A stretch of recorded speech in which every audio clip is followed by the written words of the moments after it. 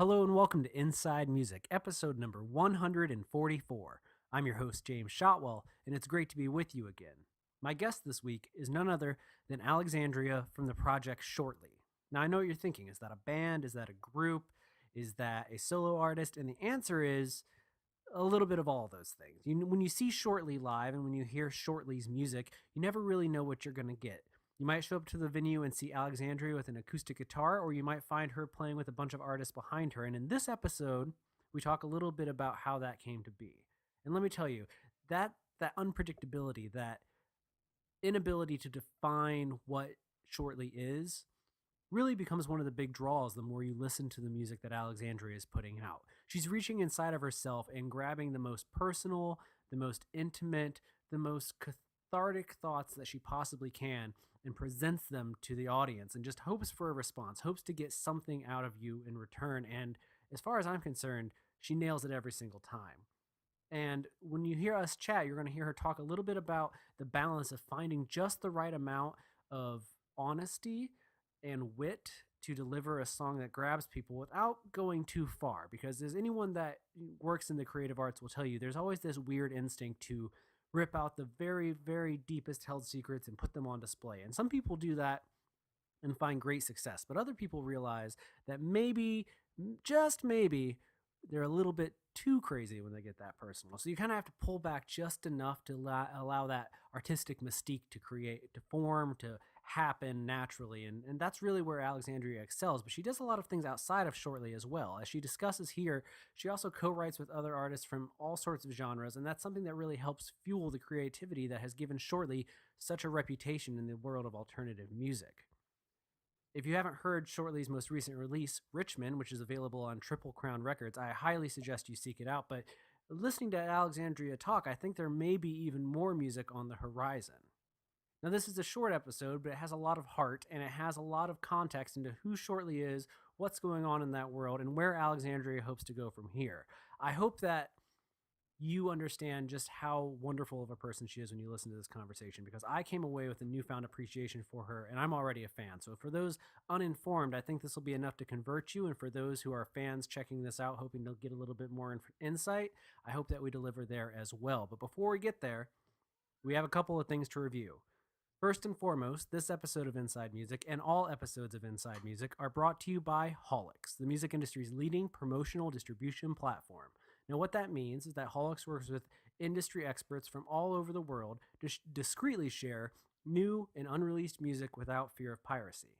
To learn how they do that and get access to a free 30-day trial, visit holix.com. That's HAULIX.com. I also want to suggest that you follow Holix on Twitter. We used to have a Twitter for the podcast. I think it still exists right now, but in the very near future, we're going to be shuttering that page and pushing everything through the main Holix account. So that's at Holix, HAULIX.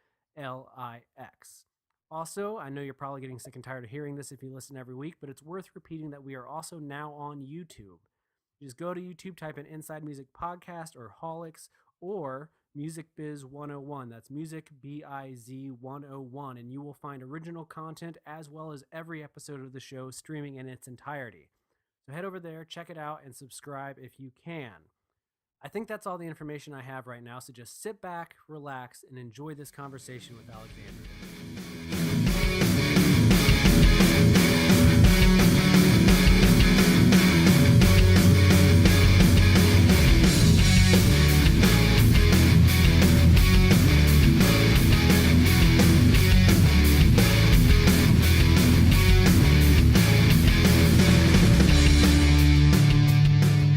Usually I would be in work, but I think I am coming down with some kind of sickness.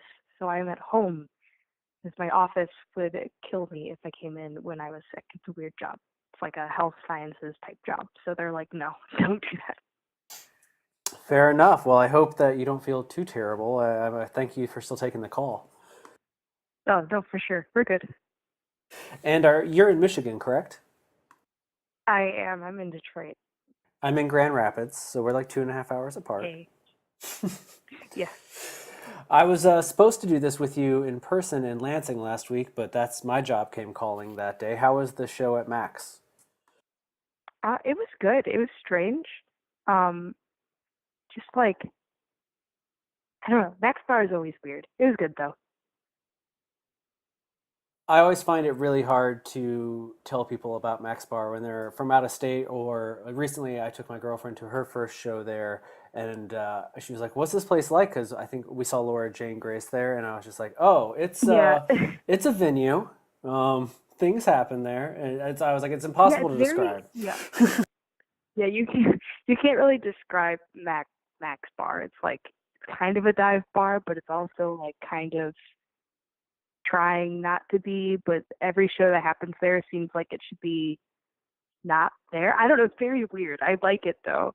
There was an astrologer there at that show.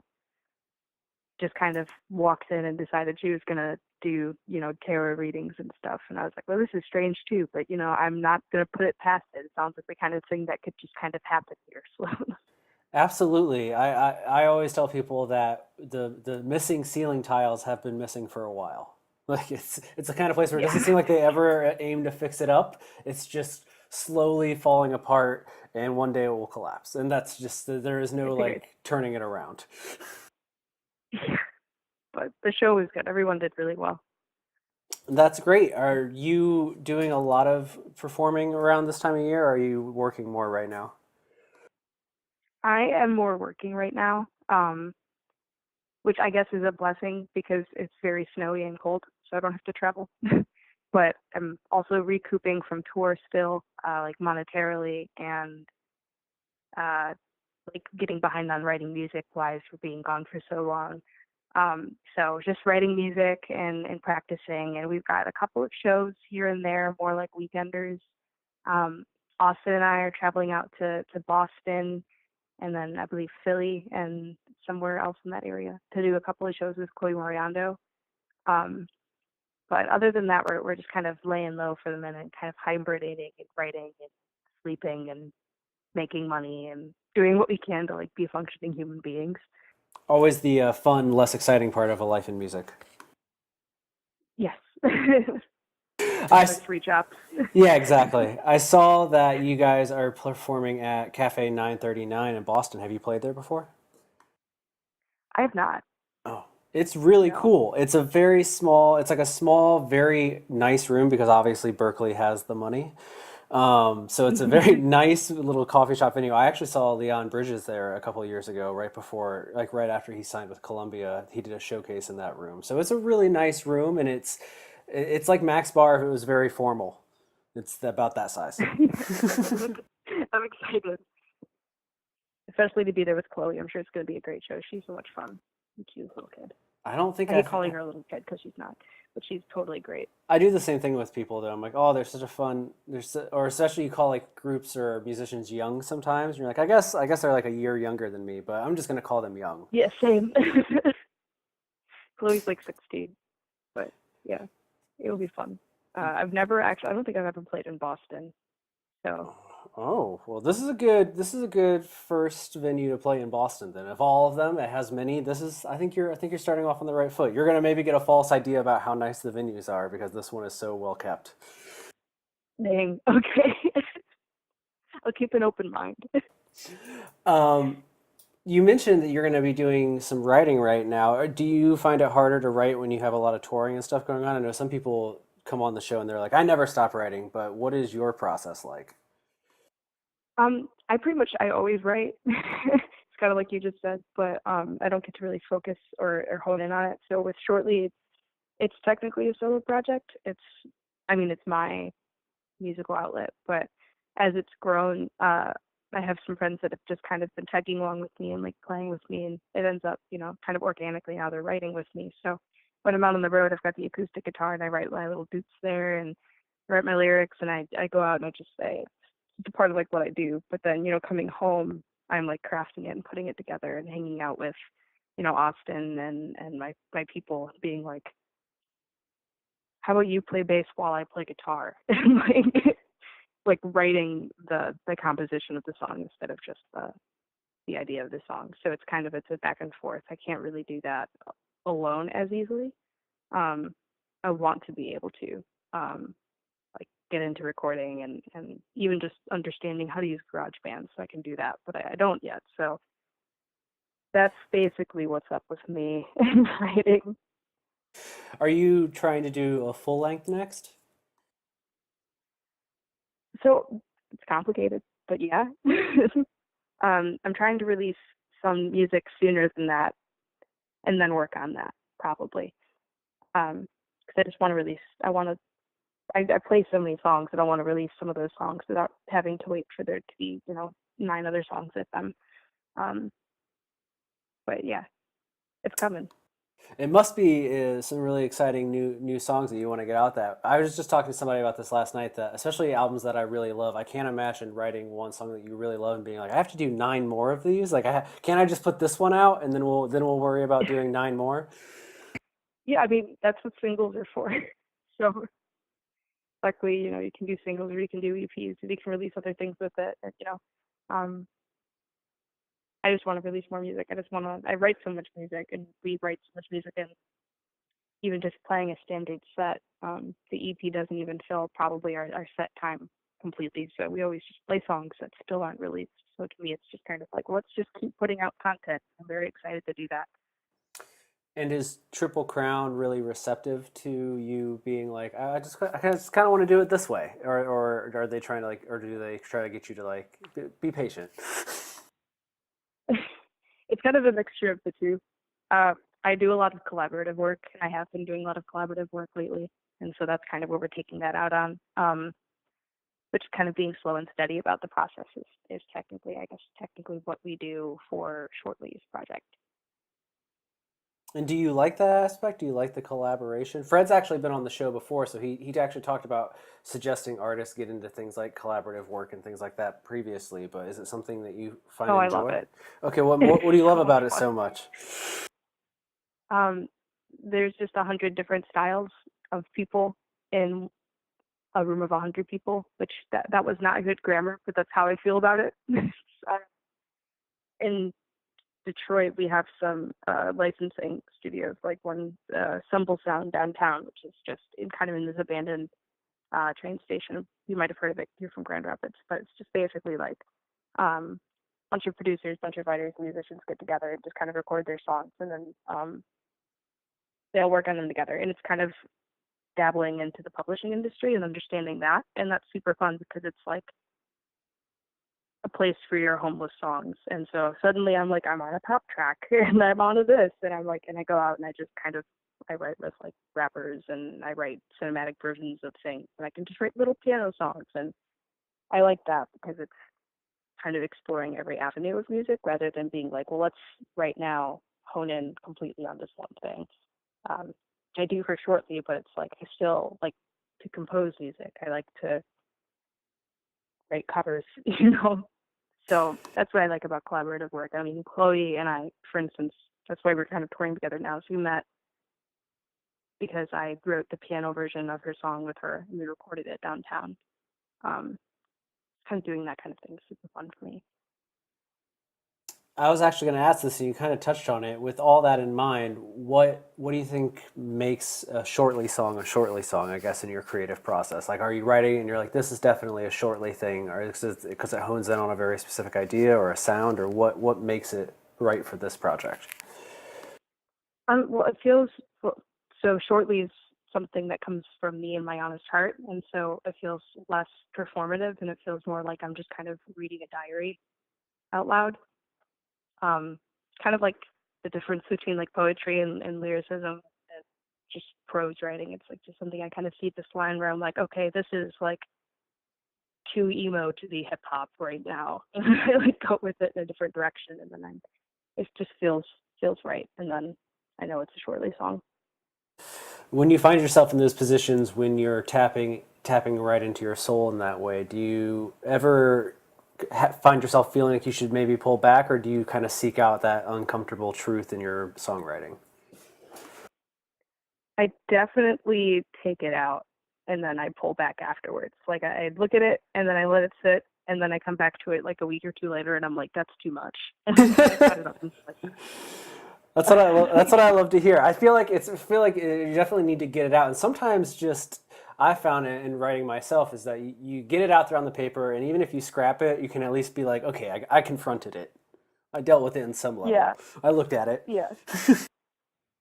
It's like I can write about it in my diary or I can meditate on it, and if it comes out in songwriting, then it's something I probably should have been talking about with my verbal words because like that's something I thought of when I was playing the guitar, and I was like, well, maybe let's talk about this thing. It's a very weird feeling that I don't get when I'm writing with other people or for other projects. It is funny how when you're writing something on your own, you can find yourself stumbling onto truths about yourself in a weird way where you'll be like, oh no. It's just that weird, like, oh, Yeah, I think I've just turned one page too far. Like I'm ahead of myself now and I'm not ready for it. I'm not ready to yeah, deal with this. that's it. It reminds me of shortly. That should just be the new Oh bio. no. Have you ever turned one page too far in your own story? You're just like, oh no. Welcome to my project. Oh, I love it so much. So beyond playing these weekends in the weekend in February and stuff, do you have a lot kind of on the books for shortly this year? Or are you leaving it ambiguous so far? We're still figuring it out.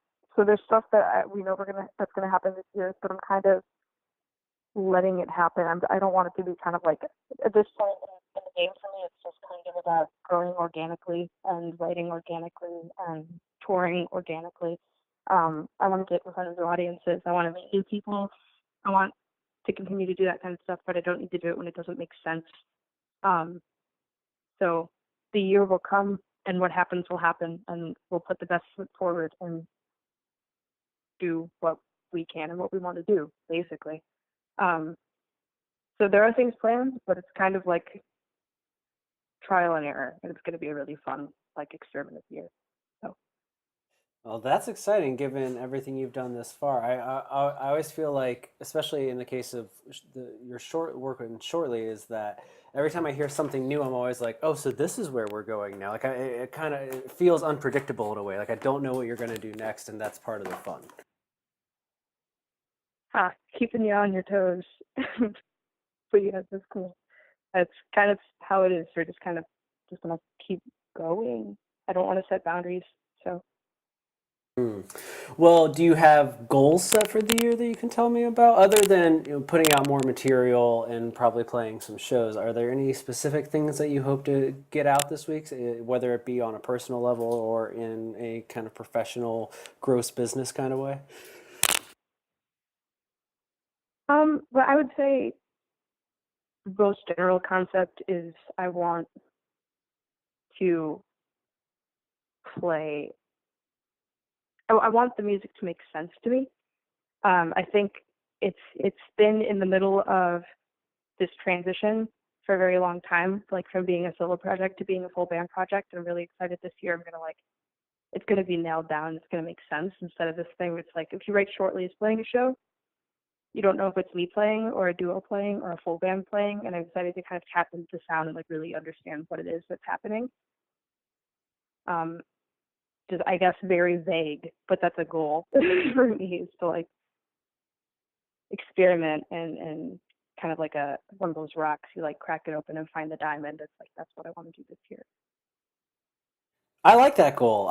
I like a good ambiguous goal. I mean, I think that there's something, especially when you're doing things like I do a lot of like meditation and yoga, and I think in those contexts, sometimes it's good to have a very specific goal, like I want to work up to doing this thing. But in terms of creativity, I think the ambiguous goal is always the better one because, like you said, with the project Mm-hmm. itself, you're not trying to box yourself into something. You're not like I have to do X. It's more like let's maybe do X, Y, or Z. Yeah, it's something that I was really nervous about when it comes to being on a record label. Is I was really nervous for like a really long time to think about signing to a record label because I was like, what if I don't sound the way that the rest of the label feels like it should sound? And I realized I was like, oh, I don't need to worry about that. Like, should just write the music. Yeah, I think Fred seeks out the most challenging collection of artists he possibly can. There used to be a time when there was like that label sound, but I feel like Triple Crown almost prides itself in being like we have the most. We'll sign one rock band and then something completely different, and then something a third thing that's different than both those things, and you'll just figure it out, like just whatever we want.